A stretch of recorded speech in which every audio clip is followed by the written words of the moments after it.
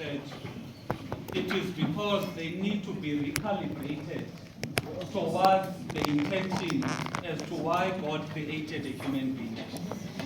Because when we are born as humans, our minds have to be shaped according to what our parents teach, what society says, and a lot of other things. But when we go to church, we are in an institution that reminds us what is the intention or the purpose of God creating us on this earth. Now, it is for that reason why we need to understand that when we are worshiping God, it is all about our minds need to go back to understanding why did God have an intention of creating a person. Because if we understand the purpose of the creation of humanity or of humans, then you will understand your own creation as a human being, as an individual. Because if you understand that when God wanted to create a human being, he had this particular purpose in mind, you'll understand that this is what you need to do so that your entire life gets to be in line with the purpose of God. If you exist as a human being, your existence is not in line with the creation or the purpose of the creation, then you have gone astray from the intention of why God created you. That is why it becomes important over whatever that we do. Let us always stay in the path or in the purpose as to why God decided to create humans. Now, the element or the process that leads us to there, it is our minds. Because we do understand that when God created human beings, he gave one distinct feature that is different from animals. Utata spoke about it. Animals cannot think. Animals cannot be expected to fulfill the mandate of God. But when it comes to human beings, now it is the mind that is the important element that should transform us or that should take us towards the purpose of your existence here. However, when we're speaking honestly about ingqondo okanye our minds, let us go back to understanding the difference between a brain and a mind. A brain, as everyone has. But when it comes to the mind, it comes through the teachings, it comes through the influence. Now, if we are practical, what is the influence in our minds as abantu or as young people now? One of the first things that you need to note, if you open your Facebook now, you open your TikTok, you open your Instagram, you are most likely to see women twerking. You are most likely to see naked women or naked men. You are most likely to see either violence or funny videos. And that shapes your kind of thinking. Because if you are exposed to ezo zinto day in and day out, now you get to be influenced based on what you see on a daily basis. Look at the state of the Chairpe problem that we have in our country. It has become so prevalent that drugs are given nicknames by Chairpe. Whereas it is something that is destroying the mind of not only that particular individual, but of the entire nation. Now, that is why if we can learn or make comparison to other countries, if you go to China, you go to Japan, there's the algorithm that is put in all of the social media accounts. When you open TikTok, you open all of these social media accounts, you are most likely going to see young people creating things. You are going to see inventions. You are going to see positive contributions to society. But in our country, what do you see? You see lento siyibona. Now, definitely, the state of the influence on our minds is not a state that would please God. I want to repeat this. The state of influence in this country on our minds is not a state that would be pleasing to God. Because what pleases God is, look, what pleases God? God is pleased when people are able to live in accordance to his values. His values are values of love, values of peace, values of forgiveness, values of reconciliation. Now, if you are going to have a country that does not care about the character of Abantu Bayo, it means there is no country there. Because if you look at, for example, the state of drugs that kill our young people, you can ask yourself, if drugs are so normalized in our country, where will the country be 10 years from now? The country does not have a future. There's one thing that a lot of people say, Ukuba, the youth is the future of the country. But I want to make it very clear to you, there is no future of the country if you, as the future or the youth, does not have a future. So you can't be relaxing and saying what the future of the country. If the country itself does not have a future, it means you do not have a future. So that is why it becomes important as young people. Ukuba, we need to shape the future. The Chief Apostle once said, the biggest beneficiaries of ATM, it is not us, but it is the young people. Because it is the young people that will reap the benefits of the work that is done now by ATM. The work that is done now by Otata Betu, it is to build this institution or this organization that will transform South Africa. But when South Africa is transformed, who is going to be the primary beneficiary? It is me and you. That is why it becomes important to Uber. When we speak about ATM, do not take it for granted. Do not take it lightly, because it affects you personally. You may think that it does not affect you, but the reality is this. If there is 67% of young people that are unemployed, you can just count out of 100 students that are here, there is a chance of over 67 of you will not get a job. If we are able to practically understand what the state of the country and how it will affect us personally. That is why it becomes important, Ukuba, let us work hard to make sure, Ukuba, we get to live in a country that we can be comfortable in. Not this thing that you are seeing whereby we are comfortable or we have normalized things that we should not have normalized.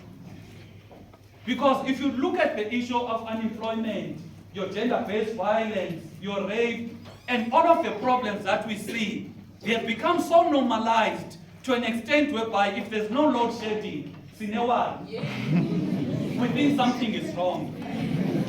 Our minds have been engineered to think, Ukuba, load shedding is part and parcel of our life. So that is why it becomes important as young people, Ukuba, we need to take our minds and place them on the Holy Spirit. Because if our minds are placed on the Holy Spirit, then whatever engineering that the government would want to impose on us, asuzukhokhelwa Lord. Because abantu in any country, kukho laa nto is social engineering. Look at, for example, what happened in 2020 when there was the start of COVID. Almost every time when you are reading newspapers, when you are watching TV, COVID. They'll see this person has died. What did that do to you? It incited fear to an extent that you do not even want to step outside because you've been made fearful of this thing of COVID. So that is what corrupt or evil governments do. They use their power of being in control of the government and incite faith and fear on the people. But ukuba thina we are grounded on the Holy Spirit, it means we'll not be led by the thinking of abanye abantu. If we are very, very certain about the chief apostle being our God, it means we need to let his mind be the master of Ezethu. Because there's also this wave that we are seeing in our country, or even in the church, this wave of abantu being woke. Abantu babe woke to the extent of being too woke even for God. Abanye do not even want to come to church. Abanye abantu, though they know very well the power of his shun But ngoku they are too woke uba mabakhuphe ishumi. Because they think no ukhuphe ishumi uthatha imali utyelisa omnye umntu. Now that is because ukhona umoya oba abe khona in many instances. And lo moya lona uyaba influence abantu as to how they must think and how they must do things. That is why you as a member of TASA, you need to find refuge in the Holy Spirit. Because if you found refuge in the Holy Spirit, you can never be misled. You can never go astray. You'll always stay protected in the Holy Spirit. The last thing I'm going to ask from you, Utata said, siyawina elections next year. Yes. And indeed, kuzoba njalo.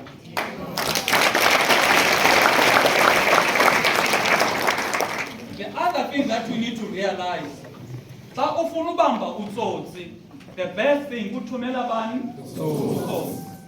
In other words, ukuba the majority of the voters in South Africa are young people, it means this group ekhoyo apha is the one that must mobilize the majority of young people in our country to vote ATM. So that will not be done by anyone else besides you as young people. And when you are doing it, permission you need to be vibrant. Awukwazi ufuna attention yabantu abasha aba-vibrant uye wena unyabile. At the same time, what is the culture of young people in our country? Radical to a certain extent, and it.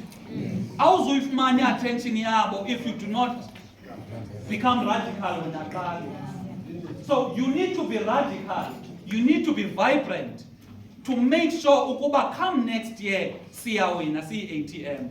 Because ukuwina ATM next year, it is not a winner for the sake of a win. It is a winner because there is a clear plan of how the country will be transformed. The first thing is the issue of education. Ukuba education yethu must produce a job creators, not a job seekers. By the time you reach matric in our country, ATM, you must have a skill ozokwazi usebenzisa so that you are able to make a living. Not a case whereby you study up until honors level, you don't even have one skill onokwazi usebenzisa. Particularly digital skills, because we are living in the digital era. Digital skills whereby you are able to work after South Africa, utulapa, but usebenzela umntu that is another country. That is the kind of thinking esinayo. We are thinking about the transformation of the economy. We know ukuba economy yethu has been structured in a way that benefits a selected minority in our country. That is why less than 10% of the population owns more than 90% of the wealth. That is why economy must be transformed. And to transform that economy, you need to remove barriers of entry. We can't be in 2023 be talking about the first black person in 2018, the first black person to go 2020, the first black person to open a certain restaurant in Downetty. It cannot be. Hence, it is very much important to cover the economy must be transformed. The reason why the economy is not transformed now, it is because the people that own the economy are the very same people that fund the party. And you cannot bite the hand that feeds you. So our notion of being a self-funded movement, it is a motion of making sure that we remain genuine. We come here, but when we are in government, because we are told what to do. So that is why, servants, it is very important, ukuba, let us work hard. And for us to win elections, let us not think about winning elections in 2024. We must not start working in 2024. We must start working now. You, as a servant, must be the ambassador of the ATM, in the sense that when people see you, they must see the ATM. Ukuba siyakwazi ukwenza lonto, abantu bazoguqulwa zizenzo zethu. Abantu bazoguqulwa ihambo yethu. Not a case whereby one day we are warm The other day we were called. Peace in our land. Peace in our land.